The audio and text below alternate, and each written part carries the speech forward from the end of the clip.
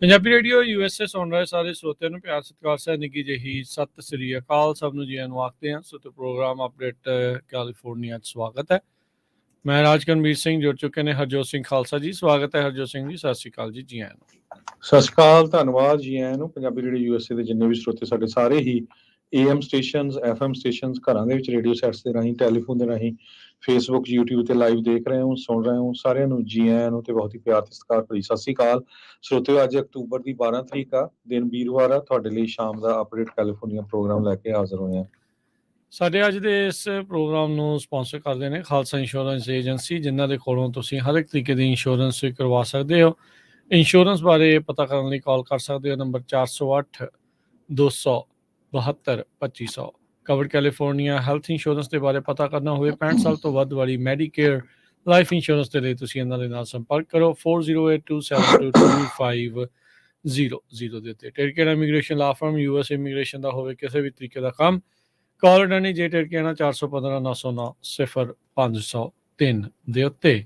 Amarjit Singh ਫਰੈਜ਼ਨੋ, Gurbachan Singh Nagaraj Sacramento, Pritpal Singh Sidhu ਫਰੈਜ਼ਨੋ, Tara Singh ਸਾਗਰ Fremont, Harinder ਪੀਨ ਸੈਨ ਹੋਜ਼ੇ, Manjeet Singh Fremont, ਸਾਰਿਆਂ ਦਾ ਧੰਨਵਾਦ। ਜੇ ਤੁਸੀਂ ਵੀ ਇਸ ਪ੍ਰੋਗਰਾਮ ਨੂੰ ਸਪਾਂਸਰ ਕਰਨਾ ਚਾਹੁੰਦੇ ਹੋ, ਸੰਪਰਕ ਕਰ ਸਕਦੇ ਹੋ 408 722 7698 ਦੇ ਉੱਤੇ। ਜੀ, ਅੱਜ ਦੀਆਂ ਖਬਰਾਂ ਵੱਲ ਆਈਏ ਤੇ ਸਟੀਵ ਸਕੈਲੀਜ਼ ਨੇ ਆਪਣਾ ਨਾਂ ਹਾਊਸ ਸਪੀਕਰ ਵਜੋਂ ਡ੍ਰੌਪ ਕਰ ਲਿਆ ਹੈਗਾ। ਜਦੋਂ ਉਹਨੂੰ ਪਤਾ ਲੱਗਿਆ ਵੀ ਮੇਰੇ ਜਿਹੜੀਆਂ VOTING ਜਦ ਹੋਊਗੀਆਂ ਤੇ ਇੰਨੀਆਂ ਵੋਟ ਨਹੀਂ ਬਣਨੀਆਂ ਹੈਗੀਆਂ, ਤੇ ਉਹਨਾਂ ਨੇ ਆਪਣਾ ਨਾਂ ਡ੍ਰੌਪ ਕਰ ਲਿਆ। ਲੂਜ਼ੀਆਨਾ ਦੇ ਰਿਪਬਲਿਕਨ ਕਾਂਗਰਸਮੈਨ ਸਟੀਵ ਸਕੈਲੀਜ਼ ਨੇ ਆਪਣੇ ਕਲੀਗਸ ਨੂੰ ਦੱਸਿਆ ਵੀ ਮੈਂ ਆਪਣਾ ਨਾਂ ਵਿਦਡ੍ਰॉ ਕਰ ਰਿਹਾ ਐਜ਼ ਏ ਸਪੀਕਰ ਡੈਜ਼ਿਗਨੀ। ਤੇ ਸਾਰਿਆਂ ਨੂੰ ਪਤਾ ਹੀ ਹੈ ਪਹਿਲਾਂ ਕੈਬਨ ਮਕਾਰਥੀ ਉਹਨਾਂ ਨੂੰ ਇਹਨਾਂ ਨੇ ਬਾਹਰ ਦਾ ਰਸਤਾ ਦਿਖਾਲ ਦਿੱਤਾ ਸੀ। ਸੋ ਕਾਫੀ ਜਿਹੜੀ ਆ ਮੈਸ ਇਸ ਵੇਲੇ ਹਾਊਸ ਦੇ ਵਿੱਚ ਹੋਈ ਆ। ਹਜੇ ਕਿਸੇ ਨੂੰ ਪਤਾ ਨਹੀਂ ਲੱਗ ਰਿਹਾ ਵੀ ਹਾਊਸ ਦਾ ਸਪੀਕਰ ਕੌਣ ਬਣੂਗਾ। ਤੇ ਜਿਮ ਜਾਰਡਨ ਜੋ ਓਹਾਇਓ ਦੇ ਆ, ਉਹਨਾਂ ਨੂੰ ਵੀ 113 ਵੋਟਾਂ ਹੱਕ 'ਚ ਪੈ ਰਹੀਆਂ ਲੱਗਦੀਆਂ, 99 ਉਹਨਾਂ ਦੇ ਉਲਟ। ਸੋ ਉਹਨਾਂ ਦੀ ਵੀ ਜਿਹੜੀ ਸਿਚੁਏਸ਼ਨ ਆ ਕੋਈ ਬਾਹਲੀ ਗੁੱਡ ਨਹੀਂ ਲੱਗ ਰਹੀ ਹੈਗੀ। ਸੋ ਸਿੰਪਲੀ ਕਹਿੰਦੇ ਇਹ ਮੈਥ ਪ੍ਰੋਬਲਮ ਆ। 217 ਦੇ ਕਰੀਬ ਵੋਟਸ ਚਾਹੀਦੀਆਂ ਸਪੀਕਰ ਨੂੰ ਸਪੀਕਰਸ਼ਿਪ ਬਣਨ ਦੇ ਲਈ। ਤੇ ਕਹਿੰਦੇ ਵੀ ਪੌਲ ਰਾਇਨ ਇਸ ਫੈਸਿਲਿਟੀ ਦੇ ਵਿੱਚ ਹੈ ਨਹੀਂ। ਉਹ ਕਾਫੀ ਵਾਇਬਲ ਕੈਂਡੀਡੇਟ ਸੀ। ਇਹ ਵਿਸਕੌਨਸਨ ਤੋਂ ਕਾਂਗਰਸਮੈਨ ਰਹੇ ਆ, ਬਹੁਤ ਹੀ ਰਾਈਜ਼ਿੰਗ ਸਟਾਰ ਸੀ, ਪਰ ਕੁਝ ਸਮੇਂ ਦੇ ਲਈ ਉਹ ਫਿਰ ਛੱਡ ਕੇ ਚੁੱਪਚਾਪ ਆਪਣੇ ਘਰ ਚਲੇ ਗਏ। ਜੀ ਬਿਲਕੁਲ, ਹਾਲ ਦੀ ਘੜੀ ਸਟੇਲਮੇਟ ਆ ਜੀ। ਇਹਨਾਂ ਦਾ ਕੁਝ ਬਣਦਾ ਨਜ਼ਰ ਜਿਹੜਾ ਉਹ ਨਹੀਂ ਆ ਰਿਹਾ। ਦੁਨੀਆ ਭਰ ਦੇ ਵਿੱਚ ਆਪਾਂ ਨੂੰ ਪਤਾ ਹੀ ਆ ਵੀ ਜੋ ਕੁਛ ਇਸ ਟਾਈਮ ਚੱਲ ਰਿਹਾ ਆ, ਉਧਰ ਇਜ਼ਰਾਈਲ ਤੇ ਹਮਾਸ ਦੇ ਕੌਨਫਲਿਕਟ ਨੂੰ ਲੈ ਕੇ ਵੀ ਜਿਹੜਾ ਕੋਈ ਲੱਗਦਾ ਨਹੀਂ ਆ ਵੀ ਅਜੇ ਕੋਈ ਸੁਲਝਣ ਵਾਲੇ ਪਾਸੇ ਨੂੰ ਜਿਹੜਾ ਉਧਰ ਵੱਧ ਰਹੇ ਆ। ਤੇ ਇੱਧਰ ਇਹਨਾਂ ਦਾ ਅੰਦਰੂਨੀ ਕਹਿ ਲਓ ਵੀ ਫਾੜ ਜਿਹੜਾ ਆ ਉਹ ਇਸ ਪੂਰੇ ਚੀਜ਼ ਨੂੰ ਸਟੇਲਮੇਟ ਕਰ ਰਿਹਾ। ਮੰਗਲਵਾਰ ਨੂੰ ਵਾਪਸ ਆਏ ਸੀਗੇ ਜਿੰਨੇ ਵੀ ਹਾਊਸ ਦੇ ਰਿਪਰੈਜ਼ੈਂਟੇਟਿਵ ਸੀਗੇ, ਸੋਚ ਰਹੇ ਸੀਗੇ ਵੀ ਮੇ ਵੀ ਕੱਲ ਨਹੀਂ ਤਾਂ ਅੱਜ ਤੱਕ ਕੋਈ ਨਾ ਕੋਈ ਸਪੀਕਰ ਜਿਹੜਾ ਉਹ ਬਣ ਜਾਊਗਾ। ਸਟੀਵ ਸਕੈਲੀਜ਼ ਦਾ ਅਨਾਊਂਸ ਹੋਇਆ ਤੇ ਉਹਨਾਂ ਨੇ ਅੱਜ ਇਹ ਅਨਾਊਂਸ ਕਰਤਾ ਵੀ ਭਾਈ ਆਪਣੇ ਵੱਲੋਂ ਸਤਿ ਸ੍ਰੀ ਅਕਾਲ ਆ।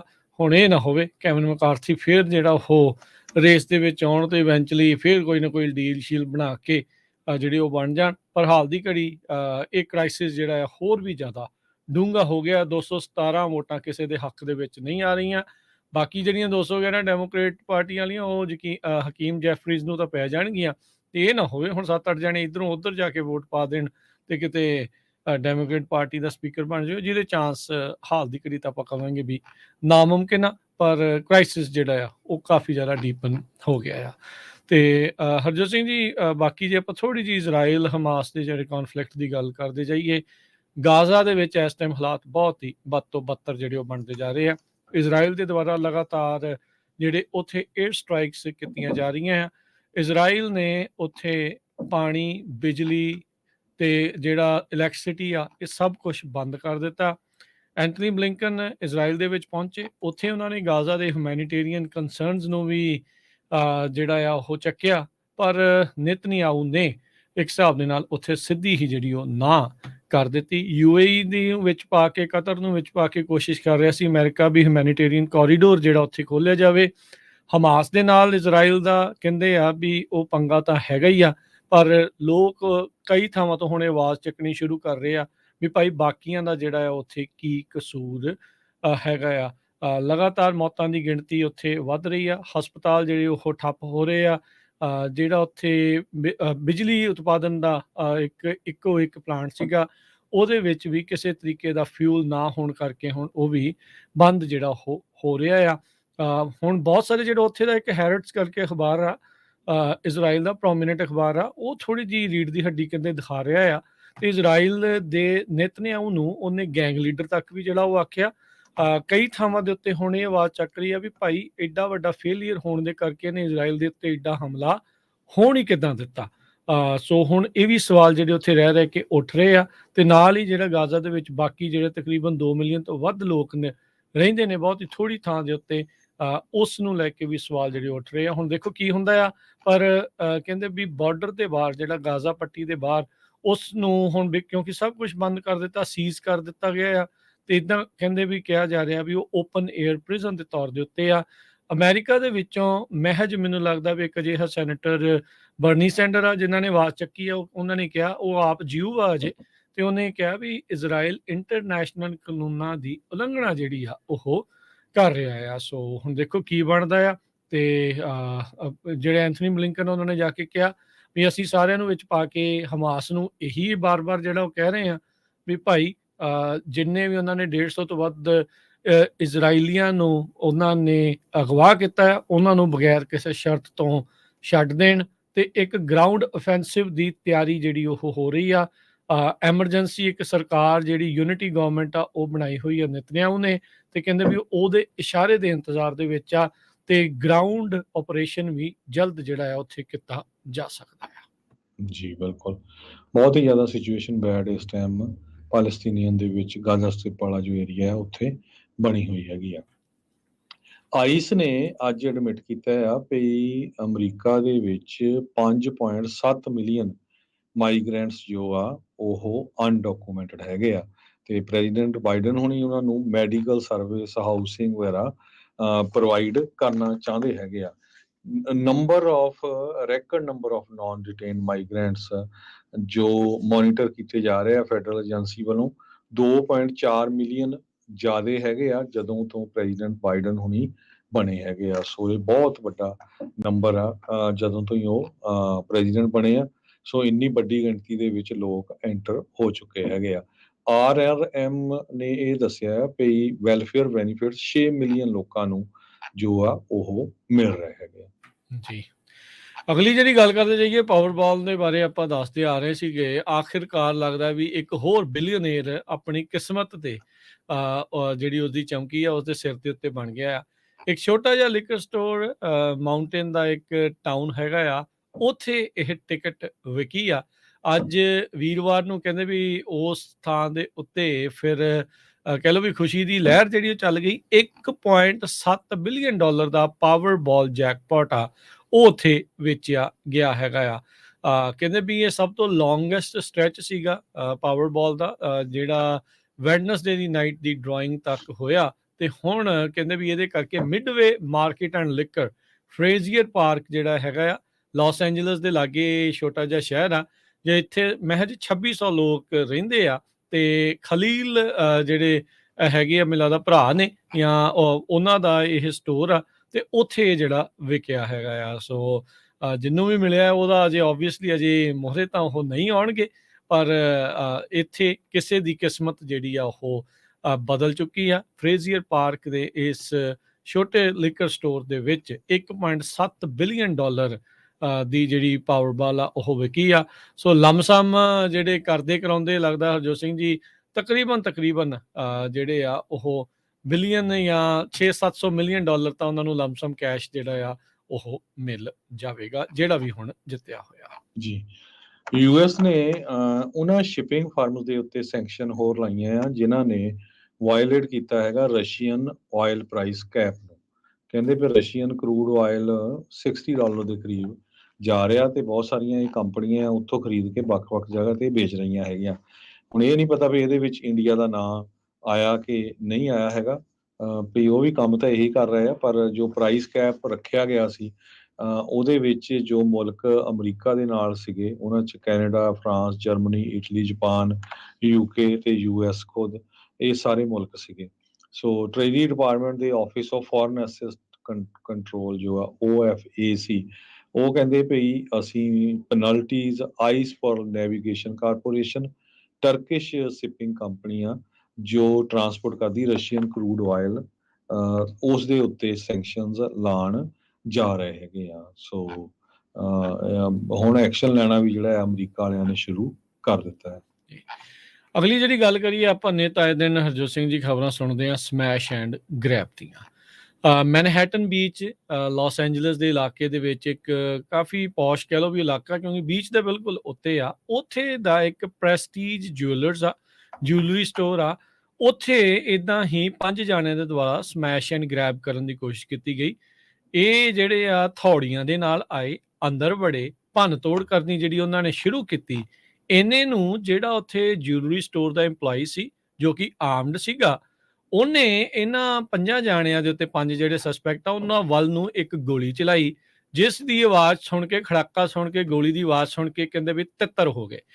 ਸੋ ਇਹ ਮੈਨਹੈਟਨ ਬੀਚ ਦੀ ਪੁਲਿਸ ਡਿਪਾਰਟਮੈਂਟ ਆ, ਉਹਨਾਂ ਨੇ ਜਿਹੜਾ ਦੱਸਿਆ ਇਹ ਬੀਤੇ ਸ਼ਨੀਚਰਵਾਰ ਤਕਰੀਬਨ 1:45 ਵਜੇ ਪ੍ਰੈਸਟੀਜ ਜਿਊਲਰਸ ਜਿਹੜਾ ਮੈਨਹੈਟਨ ਬੀਚ ਕੈਲੀਫੋਰਨੀਆ 'ਚ ਆ, ਉੱਥੇ ਇਹ ਵਾਰਦਾਤ ਵਾਪਰੀ ਆ।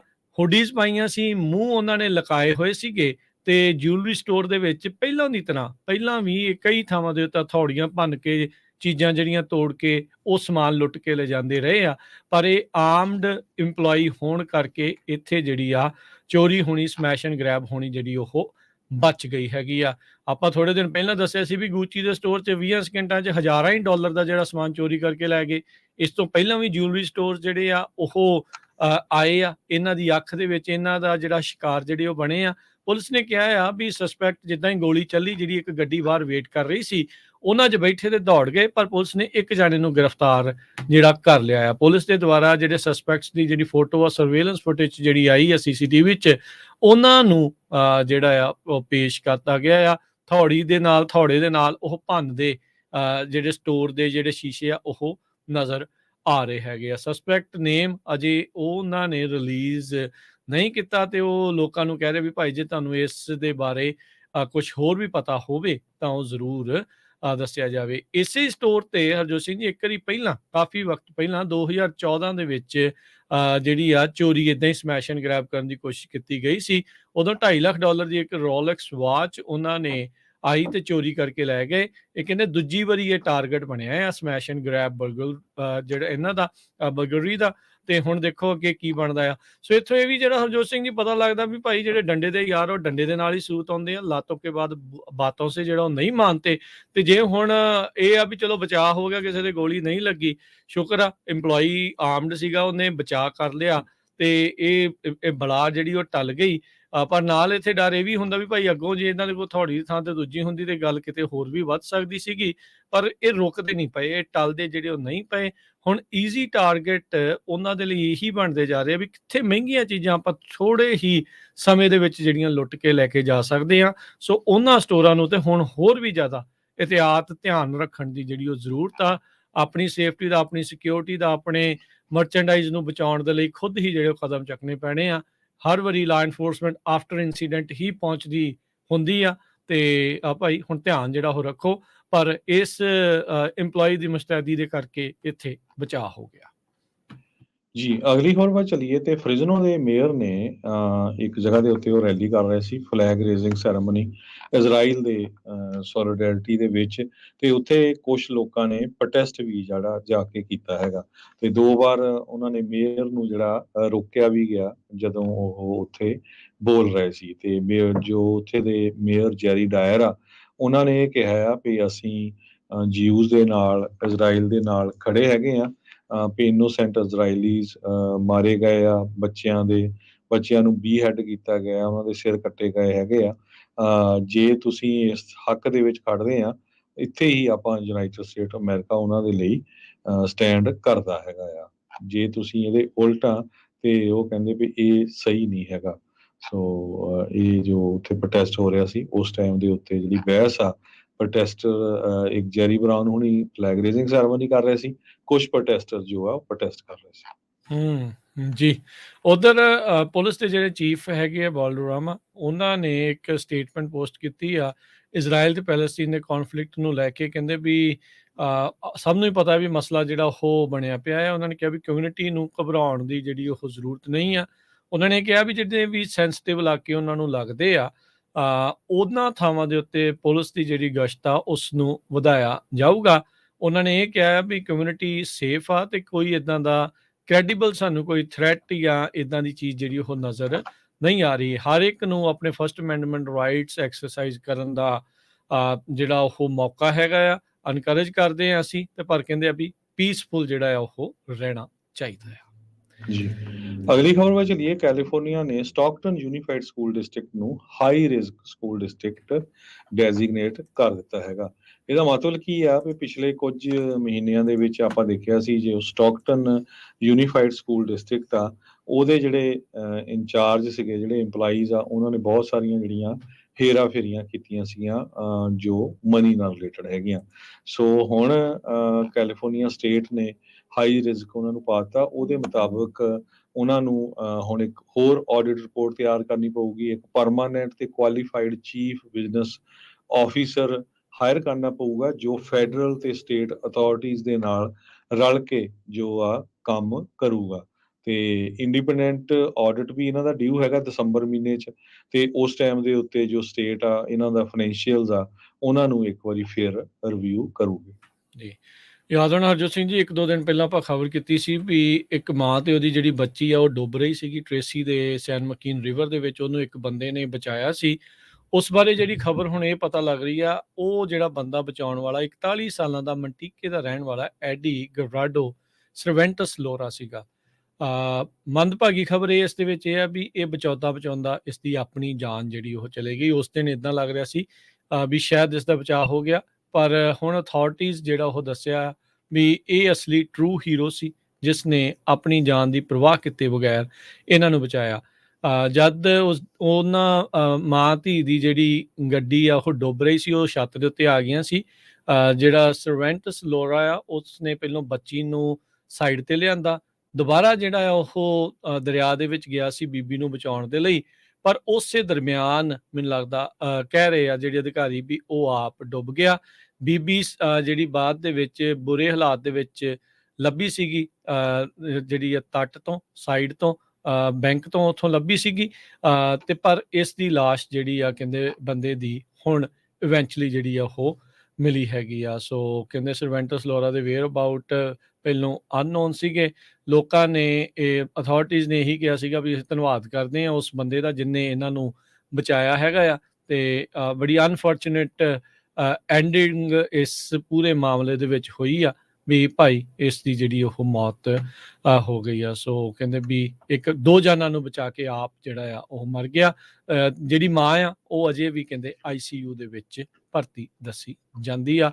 ਕਾਫੀ ਤੇਜ਼ ਤੇ ਠੰਡਾ ਪਾਣੀ ਸੀਗਾ ਇਸ ਦਰਿਆ ਦਾ ਜਿਸ ਵਿੱਚ ਇਹ ਬਚਾਉਂਦਾ ਇਸ ਦੀ ਜਾਨ ਚਲੇ ਗਈ। ਯਾਦ ਹੋਣਾ ਹਰਜੋਤ ਸਿੰਘ ਜੀ, ਕੁਛ ਆਈ ਥਿੰਕ 2 ਸਾਲ ਪਹਿਲਾਂ ਇੱਕ ਆਪਣੇ ਹੀ ਪੰਜਾਬੀ ਮੂਲ ਦਾ ਮੁੰਡਾ ਸੀਗਾ ਜਿਹਨੇ 2 ਬੱਚਿਆਂ ਨੂੰ ਇੱਦਾਂ ਹੀ ਇੱਧਰ ਫਰੈਜ਼ਨੋ ਕਾਉਂਟੀ ਦੇ ਵਿੱਚ ਦਰਿਆ 'ਚ ਡੁੱਬਣੋਂ ਬਚਾਇਆ ਸੀ। ਉਹਦੀ ਆਪਣੀ ਵੀ ਜਿਹੜੀ ਜਾਨ ਆ ਉਹ ਚਲੇ ਗਈ ਸੀ। ਉਸਨੇ ਜਾਨ ਆਪਣੀ ਕੁਰਬਾਨ ਕਰਤੀ ਸੀ ਉਹਨਾਂ ਬੱਚਿਆਂ ਨੂੰ ਬਚਾਉਂਦੇ। ਕੁਆਲਕਾਮ ਕੰਪਨੀ ਜੋ ਬਹੁਤ ਵੱਡੀ ਕੰਪਨੀ ਆ, ਉਹਨਾਂ ਨੇ ਅੱਜ ਅਨਾਉਂਸ ਕੀਤਾ ਵੀ ਉਹ 1258 ਜੌਬਸ ਕੈਲੀਫੋਰਨੀਆ 'ਚ ਕੱਟ ਕਰਨ ਜਾ ਰਹੇ ਆ, ਜਿਹਦੇ ਵਿੱਚ ਸੈਂਟਾ ਕਲਾਰਾ ਤੇ ਸੈਨ ਡੀਗੋ ਦੋਨਾਂ ਆਫਿਸਿਸ ਦੇ ਵਿੱਚੋਂ ਹੋਣਗੇ। ਕੰਪਨੀ ਦਾ 2.5% ਵਰਕਫੋਰਸ ਇਹ ਬਣਦਾ ਹੈਗਾ। ਕ੍ਰਿਸਟੀਆਨੋ ਐਮੋਨ ਇਹ ਪ੍ਰੈਜ਼ੀਡੈਂਟ ਹੈਗੇ, CEO ਤੇ ਕੁਆਲਕਾਮ ਦੇ। ਮਿਲਕਨ ਇੰਸਟੀਚਿਊਟ ਗਲੋਬਲ ਕਾਨਫਰੰਸ ਦੇ ਵਿੱਚ ਜੋ ਬੈਵਰਲੀ ਹਿਲਸ 'ਚ ਵਾਪਰ ਰਹੀ ਆ, ਉੱਥੇ ਇਹ ਬੋਲਦੇ ਹੋਏ ਇਹਨਾਂ ਨੇ ਦੱਸਿਆ 51,000 ਦੇ ਕਰੀਬ ਇੰਪਲਾਈਜ਼ ਕੁਆਲਕਾਮ ਦੇ ਸਤੰਬਰ 2022 ਤੱਕ ਸੀਗੇ। ਸੋ ਹੁਣ 2.5% ਜਿਹੜੀ ਆ ਲੇ ਆਫ ਹੋਣ ਜਾ ਰਹੀ ਹੈਗੀ ਜੀ। ਅਗਲੀ ਜਿਹੜੀ ਹਰਜੋਤ ਸਿੰਘ ਜੀ ਗੱਲ ਕਰਦੇ ਜਾਈਏ, ਟੁਲੈਰੀ ਦੇ ਵਿੱਚ ਇੱਕ ਅਫੋਰਡੇਬਲ ਹਾਊਸਿੰਗ ਪ੍ਰੋਜੈਕਟ ਉਹ ਆ ਰਿਹਾ ਹੈਗਾ ਆ। ਸੈਲਫ ਹੈਲਪ ਐਂਟਰਪ੍ਰਾਈਜ਼ ਦੇ ਦੁਆਰਾ ਕਹਿੰਦੇ ਵੀ ਇੱਥੇ ਗ੍ਰੈਂਡ ਓਪਨਿੰਗ ਰਿਬਨ ਕਟਿੰਗ ਜਿਹੜੀ ਆ ਉਹ ਕੀਤੀ ਗਈ ਸੈਂਟਾ ਫੇ ਕਾਮਨਸ ਦੇ ਕਰਕੇ। Multi family affordable housing project ਆ ਸਿਟੀ ਆਫ ਟੁਲੈਰੀ ਦੇ ਵਿੱਚ। 81 ਨਵੇਂ ਯੂਨਿਟ ਅਫੋਰਡੇਬਲ ਹਾਊਸਿੰਗ ਦੇ ਇੱਥੇ ਹੋਣਗੇ ਜਿਹੜੇ 1 2 ਜਾਂ 3 ਬੈਡਰੂਮ ਯੂਨਿਟਸ ਦੇ ਹੋਣਗੇ $190 ਤੋਂ $1066 ਤੱਕ ਜਿਹੜੀ ਆ ਇਸ ਦੇ ਮੰਥਲੀ ਰੈਂਟ ਹੋਣਗੇ, ਜੋ ਕਿ ਯੂਨਿਟ ਦੇ ਸਾਈਜ਼ ਤੇ ਫੈਮਿਲੀ ਦੀ ਇਨਕਮ ਦੇ ਆਧਾਰ ਦੇ ਵਿੱਚ ਉਹਦੇ ਹਿਸਾਬ ਨਾਲ ਹੋਣਗੇ। 35 ਜਿਹੜੇ ਯੂਨਿਟ ਆ ਉਹ ਫਾਰਮ ਵਰਕਰ ਹਾਊਸ ਹੋਲਡਸ ਦੇ ਲਈ, ਜੋ ਸਰਨਾ ਜੂਨੀਅਰ ਫਾਰਮ ਵਰਕਸ ਪ੍ਰੋਗਰਾਮ ਦੇ ਤਹਿਤ ਉਹਨਾਂ ਲਈ ਰੱਖੇ ਗਏ ਆ। 25 ਉਹਦੇ ਵਿੱਚੋਂ ਪਰਮਾਨੈਂਟ ਸਪੋਰਟਿਵ ਹਾਊਸਿੰਗ ਜਿਹੜੇ NCD ਨੋ ਪਲੇਸ ਲਾਈਕ ਹੋਮ ਪ੍ਰੋਗਰਾਮ ਉਸ ਦੇ ਤਹਿਤ ਰੱਖੇ ਗਏ ਹੈਗੇ ਆ। ਸੋ ਟਲੈਰੀ ਦੇ ਵਿੱਚ ਇੱਕ ਅਫੋਰਡੇਬਲ ਹਾਊਸਿੰਗ ਪ੍ਰੋਗਰਾਮ ਜਿਹੜਾ ਆ ਉਹ ਆ ਰਿਹਾ ਆ ਜੀ। ਆਪਾਂ ਸਟਾਕ ਮਾਰਕੀਟ ਦੀ ਗੱਲ ਕਰਦੇ ਜਾਈਏ ਜੀ। ਸਟਾਕ ਮਾਰਕੀਟ ਦੇ ਵਿੱਚ ਜਿਹੜਾ ਹਰਜੋਤ ਸਿੰਘ ਜੀ ਅੱਜ ਗਿਰਾਵਟ ਦਾ ਦੌਰ ਰਿਹਾ। ਡਾਓ ਜੋਨ 100 ਤੇ 74 ਪੁਆਇੰਟ ਘਟ ਕੇ 33,631, S&P 27 ਪੁਆਇੰਟ ਘਟ ਕੇ 4349, ਨੈਸਡੈਕ 85 ਪੁਆਇੰਟ ਘਟ ਕੇ 13,574 ਤੇ ਬੰਦ ਹੋਇਆ। ਸੋਨੇ ਦਾ ਭਾਅ $1885 ਪ੍ਰਤੀ ਆਉਂਸ, ਕੱਚੇ ਤੇਲ ਦੀ ਕੀਮਤ $83 ਪ੍ਰਤੀ ਬੈਰਲ ਰਹੀ। 10-year yield 4.68%, ਕ੍ਰਿਪਟੋ ਕਰੰਸੀ 'ਚ ਬਿਟਕੋਇਨ 24,831 ਤੇ ਇਥੀਰੀਅਮ $1565 ਦੇ ਬਰਾਬਰ ਚੱਲ ਰਿਹਾ ਹੈ। $1 ਦੇ ਬਰਾਬਰ ਇੰਡੀਆ ਦੇ ₹83 ਤੇ 20 ਪੈਸੇ ਰਹੇ ਆ। $1 ਦੇ ਬਰਾਬਰ ਪਾਕਿਸਤਾਨ ਦੇ $278 50 ਪੈਸੇ ਤੇ $1 ਦੇ ਬਰਾਬਰ ਕੈਨੇਡਾ ਦੇ $1 ਤੇ 37 ਸੈਂਟ। ਜੀ, ਇੱਥੇ ਜਿਹੜਾ ਜੀ ਹੁਣ ਆਪਣੇ ਪ੍ਰੋਗਰਾਮ ਦੀ ਸਮਾਪਤੀ ਆ। ਮੇਰੇ ਰਾਜਕਨਵੀਰ ਸਿੰਘ ਵੱਲੋਂ ਤੇ ਹਰਜੋਤ ਸਿੰਘ ਵੱਲੋਂ ਤੁਹਾਨੂੰ ਸਭ ਨੂੰ ਪਿਆਰ ਸਤਿਕਾਰ ਸਹਿ ਨਿੱਘੀ ਜਿਹੀ ਸਤਿ ਸ੍ਰੀ ਅਕਾਲ। ਯੂਨੀਵਰਸਿਟੀ ਹੱਸਦੇ ਖੇਡਦੇ ਰਹੋ, ਸੁਣਦੇ ਰਹੋ, ਦੇਖਦੇ ਰਹੋ ਪੰਜਾਬੀ ਰੇਡੀਓ US।